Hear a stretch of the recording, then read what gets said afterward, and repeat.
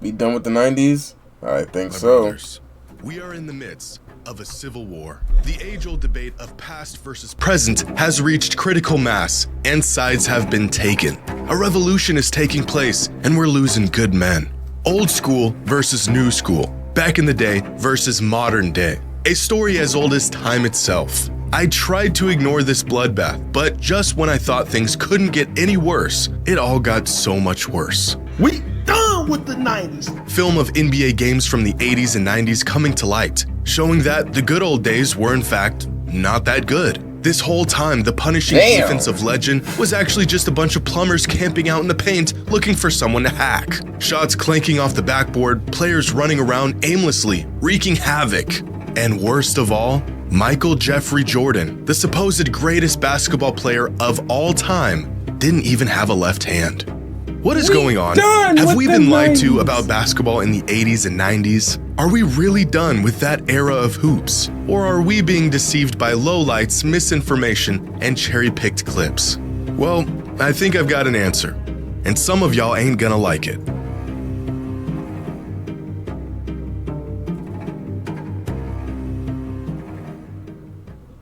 Today's video is sponsored by SeatGeek. The NBA season is in full swing, the MLB season is just around the corner, your favorite artists are on tour, and present players talking about their experience in the league and how it's changed over the years. And none of those things managed to do what these 5 simple words have done in just a week. Soon enough, the clips came rolling in of players from that era dribbling off their feet, throwing up air balls, and putting together moves that you might see at your local high school's JV game. So, for whatever it's worth, here is my long-winded take on this whole discussion.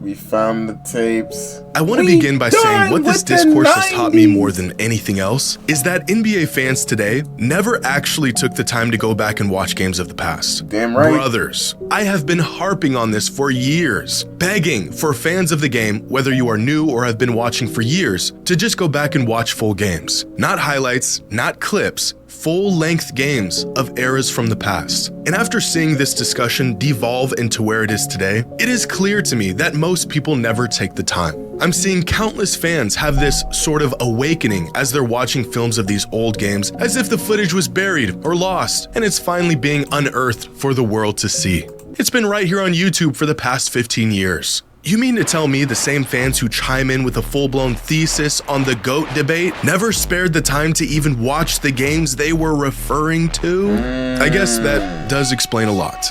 Now, I'd like to think I'm somewhere in the middle on this whole discussion. I have said on multiple occasions that players in today's NBA are simply more skilled than players of the past, which has resulted in bigger stat lines and higher point totals than ever before. It's not the defense that has gotten worse, it's the offense that has gotten better. You know, that whole spiel. But I also have an appreciation for the greats that came before and how incredible some players of past eras were. In fact, I almost feel like I'm hallucinating seeing this 90s basketball slander campaign unfold in front of my eyes. It feels like everyone's perception on the age-old debate changed literally overnight. I know that's not the case, but after seeing all of this play out, it sure feels that way. But today, I'm not just gonna show you some cherry-picked clips or unhinge this narrative even further. I'm gonna show you real film, real data, and proof of how we might actually be done with the 80s and 90s. And, of course, if Michael Jordan really had no left hand. Spoiler, he did.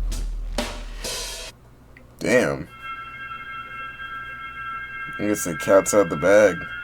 Now, I have been an advocate for the modern players are better than players of the past movement for quite some time now. In fact, as crazy as it is for younger fans to say Michael Jordan was trash, it's just as absurd for older fans to say the game hasn't evolved and gotten better over the last 30 years. Because that's all this debate really is. Young fans versus old fans, or fans that watched this versus fans that are watching this. But objectively, players today are much better than they were in the 80s and even the 90s. Specifically, the lower end of the talent pool in the NBA today. Bro, we have 8th graders dunking at, 16? They built like they already been in the NBA or been hooping for years, bro. They evolving at a crazy rate, and it's scary.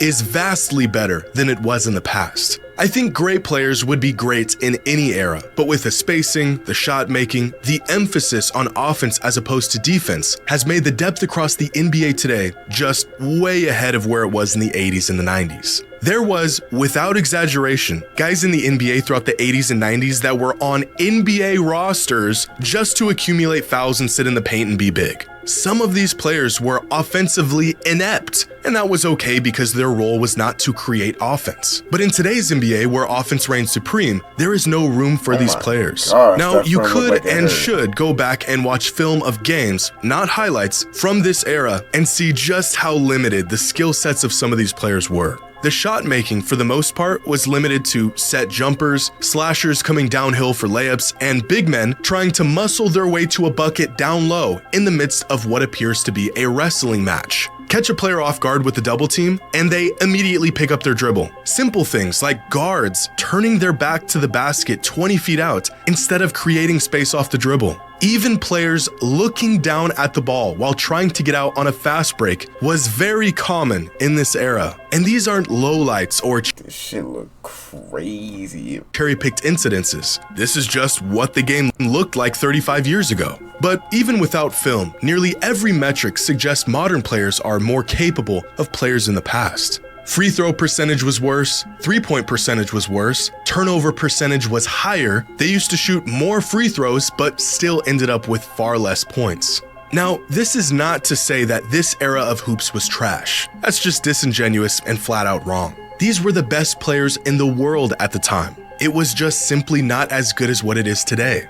But maybe there's another layer to this that needs to be factored in to really understand why these players were not as skilled as the players of today.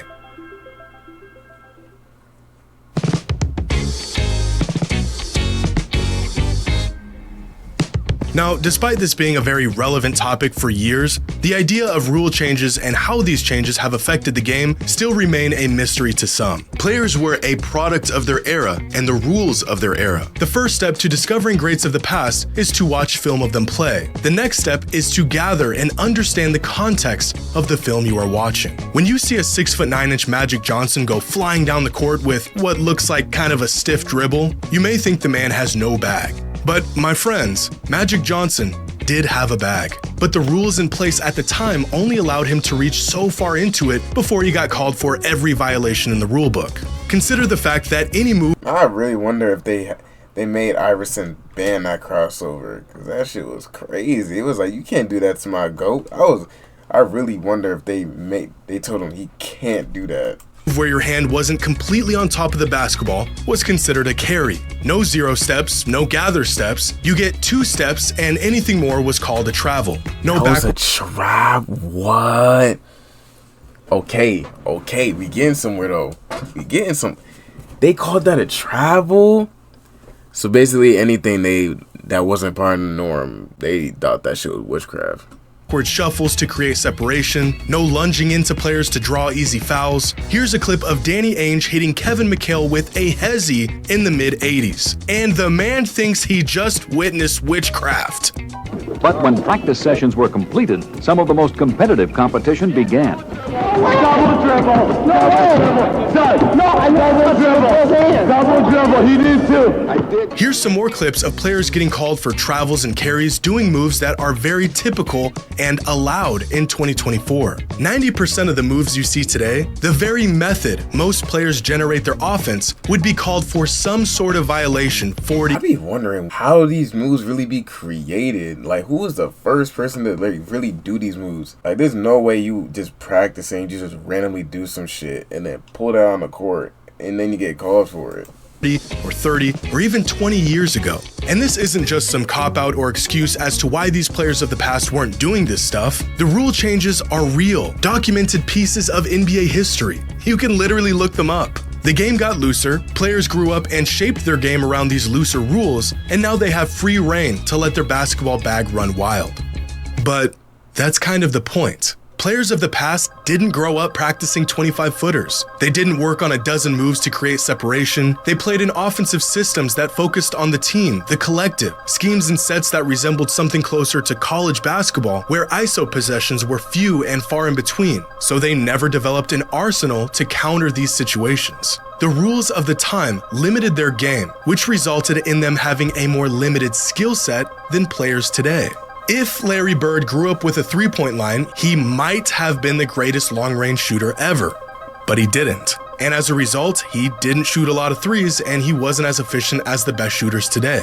We can sit here and assume these players of the past might Nick Young shoots better than that's crazy. Be as capable as players today if they were playing under the same rules and conditions, but they didn't. And I don't think we should assume that. The fact is they played in a different time and they became a product of that time. But that's not to say the game was trash back then, or that the superstars of these eras couldn't compete in today's league.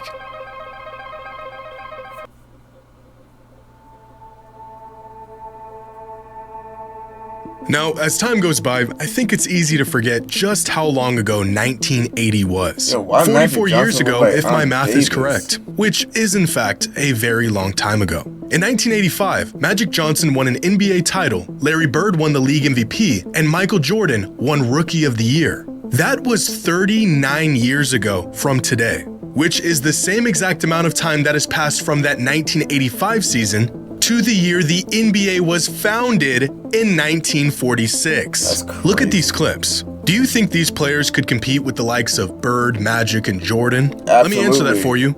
No. But take the best players of the 80s and 90s, and could they compete in today's league?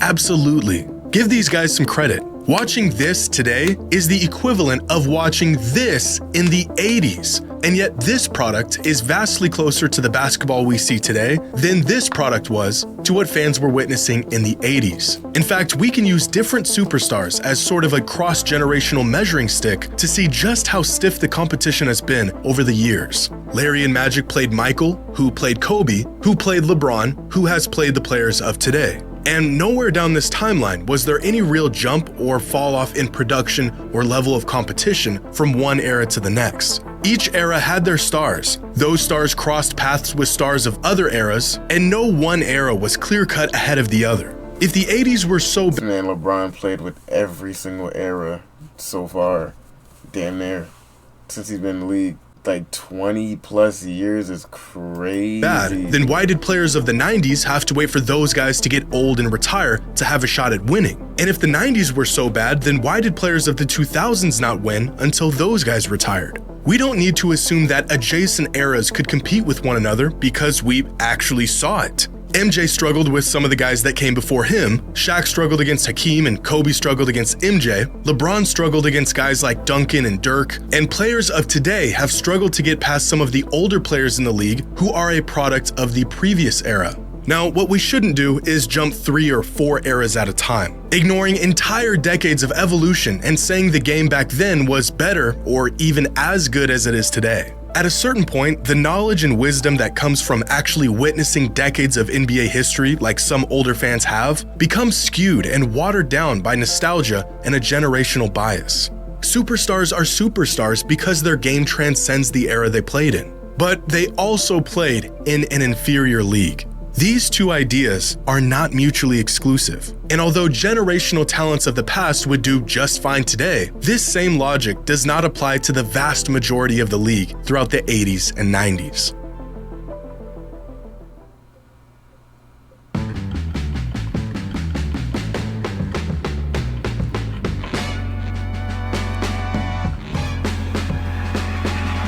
So if the 80s were inferior to today's league and the 90s were inferior as well, when did the NBA become not trash? Well, it depends on how you look at it. Ironically, I think there's a pretty clear distinction to the skill set of players before Michael Jordan hit his peak and after. For example, the early 90s and late 90s, although being in the same decade, were massively different in play style and skill set. Think for a second about the fact that Magic Johnson was still in his prime in the early 90s and Allen Iverson was entering his prime in the late 90s. In less than 10 years, basketball became a massively different game. By the late 90s, the players who grew up watching Jordan fly through the air and slice up defenses were in the league and were reshaping the role that perimeter players played. Guys like Kobe Bryant, Allen Iverson, Ray Allen, Stephon Marbury, Grant Hill, Tracy McGrady, Vince Carter. All these guys came into the league around the same time and were products of what they saw MJ do throughout his career. Players with a skill set that more closely resembles what we see today than it did to the skill sets of players of the 80s and even early 90s. This is where I think most fans might make the distinction of when the league really took a leap, not in competitiveness, but rather play style. You can go back and watch these guys play, and it's not too different than watching an NBA game today. Or you can point to the shift in play style that happened in the late 2010s, after Steph Curry redefined what makes a great championship caliber player, and the league adjusted to this new three-point heavy, perimeter-focused style of basketball. Similar to niggas shooting half courts now. Oh my gosh. Curry fucked all of us over, bro, with that. And LaMelo. The whole point at the line, that too. The kids who watched what Steph was doing in the mid-2010s emulated that style of play, tailored their games to it, and are now in the league doing things that only Steph could do a decade ago.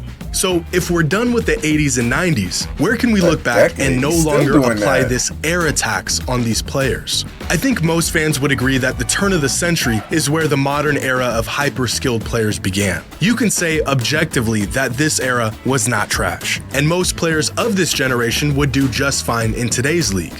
But if that is the case, then modern NBA fans are holding a ticking time bomb, and they might not even know it. With Benyama.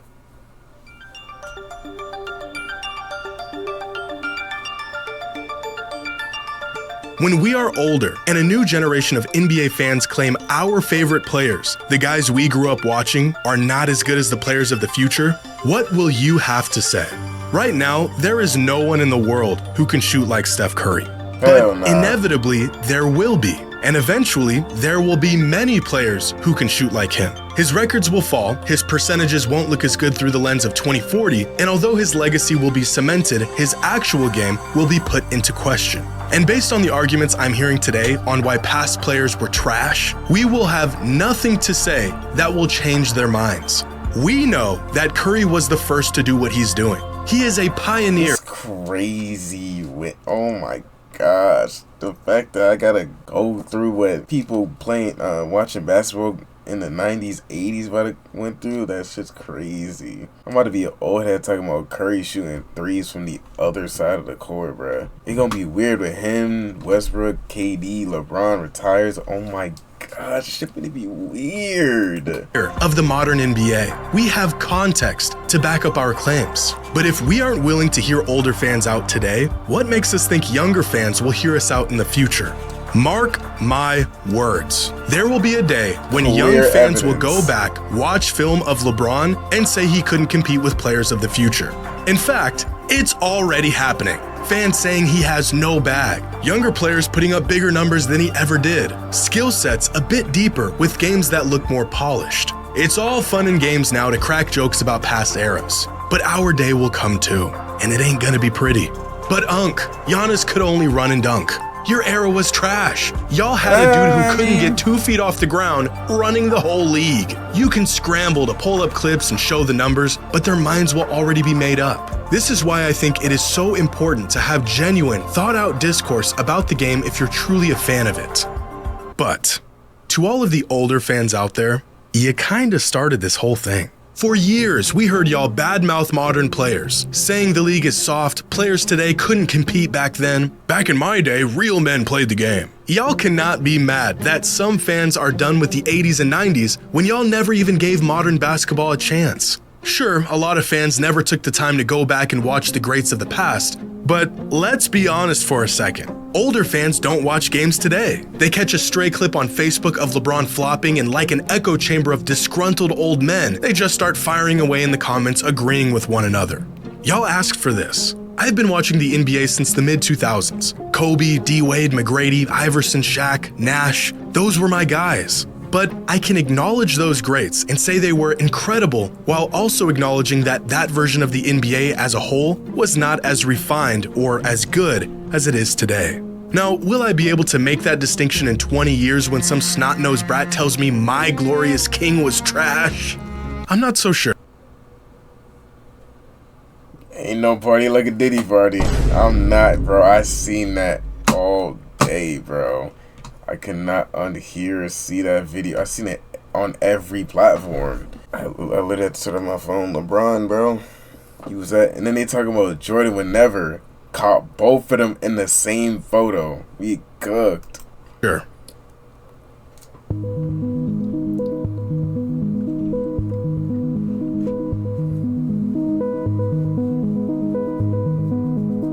Now, it's time to once and for all take a real close look at this accusation that Michael Jordan did not have a left hand. I felt like I was having a bad dream when I first saw this claim, but unfortunately, I was not.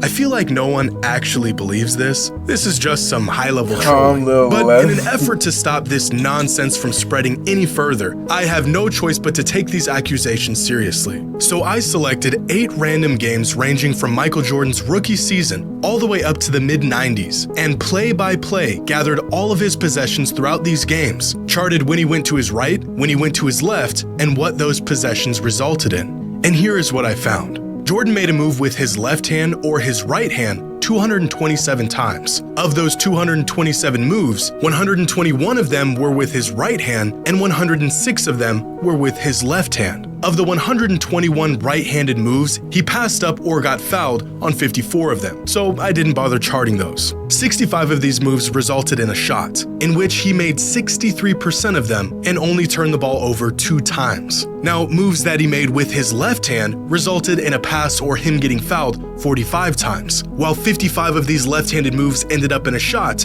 in which he made 51% and 6 moves resulted in a turnover. So based on this data, Jordan was definitely more comfortable going right, especially near the rim and even on mid-range jumpers. He struggled a bit in comparison to his right whenever he pulled up off of a left-handed dribble. But overall, Jordan went to his left 47% of the time, and although it was his weaker hand, he was still above. It's crazy. One line had the whole basketball community in shambles, bro. You have no idea how good Tim Duncan. Oh my gosh, they got Uncle Wildin', bro. Like I can't unsee that video. Of league average. He turned it into his even while going to his left. But 8 games and 350 minutes of basketball is a relatively small sample size. So I looked into it further and found this. A detailed breakdown of Michael Jordan's shot chart and shot tendencies in 3 seasons from 1990 to 1992. 126 games and over 4,800 minutes in total, tracking exactly what Michael did on the court for 3 seasons. And here's what the data shows. In total, Michael made 1,074 moves in isolation, going either to his right or to his left hand. 48% of those moves were with his right hand, and 52% of those moves were with his left hand. When going to the right, Michael shot 61.7% on 410 shots with 15 turnovers, resulting in 1.38 points per possession. When going to his left, Michael shot 61.3% on 421 shots with 36 turnovers, resulting in 1.31 points per possession. So even with a much larger sample size, Michael not only had a left hand, he went to it just as often as he went to his right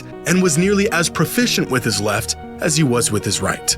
Now, for some context, throughout this 3-year span, Michael made on average 4.4 left-handed isolation moves, or in this case, isolation possessions, that resulted in 1.31 points per possession. Now, here are some prolific scorers from this season and their overall tendencies and efficiency in isolation. Keep in mind, this data includes both right-handed and left-handed moves from these players. And now here is Michael Jordan with just his left hand. So, yeah. I'd say contrary to what has now become popular belief, This nigga Jimmy just shitted on y'all, bruh. Jordan had a left hand. And I cannot believe we had to dig into the data to come to this conclusion. Jordan had a left. I guess.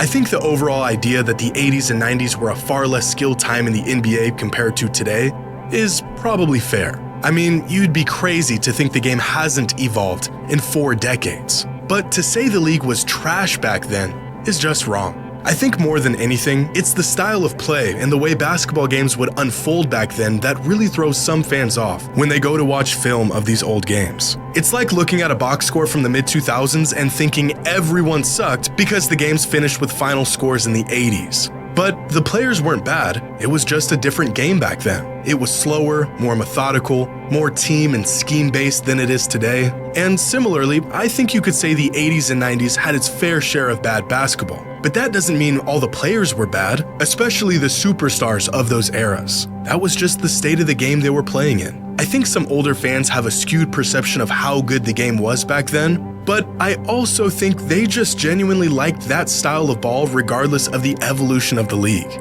In 20 years, there could be a dozen players around the league that shoot like Steph Curry, but I doubt we will hold the same appreciation and affinity for those players as we did to the guy who pioneered this style of play and did it during the good old days. In the 90s, no one looked back at how the league was in the 60s claiming it was better. And so realistically, we shouldn't be looking back at the 80s and 90s claiming the league was superior than it is today, or even just as good for that matter. A lot of these ideas that favor modern basketball are becoming more mainstream as fans dive deeper into these topics and add context to narratives that have been floating around for decades.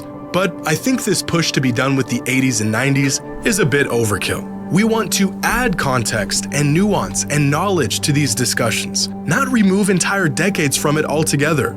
Sadly, I don't think any of this has... Bro, they really only saying this strategy because niggas got a short attention span nowadays.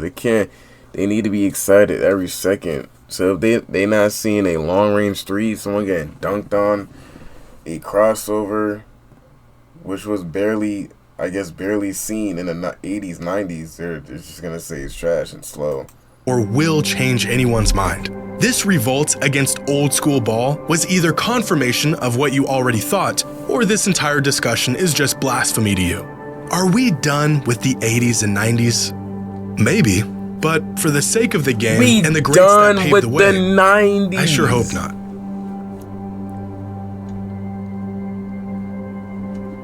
Finna put fire on your ass.